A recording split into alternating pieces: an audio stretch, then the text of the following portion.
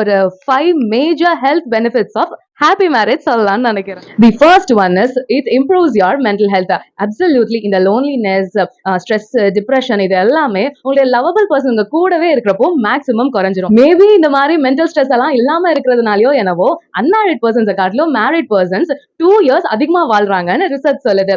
So the second benefit is marriage extends your lifespan. And the third one, உங்க lovable person உங்க கூடவே இருக்கிறப்போ உங்களுடைய ஸ்ட்ரெஸ் ஹார்மோன் கம்மியா இருக்கும், which increases your immunity. Therefore, marriage increases your immunity. Here comes the fourth one. So, marriage can make you survive in many disease conditions like a heart attack, diabetes, cancer, etc. And the last one is, suppose உங்களுடைய marriage 21 to 25 or 26 age groups குள்ள இருந்துச்சு அப்படின்னா, it will decreases the chance of fertility problem. Even though if you got any fertility problems, homeopathyல இதுக்காகன்னு நிறைய remedies இருக்கு, like செப்பியா, பல்சாட்லா, Platina.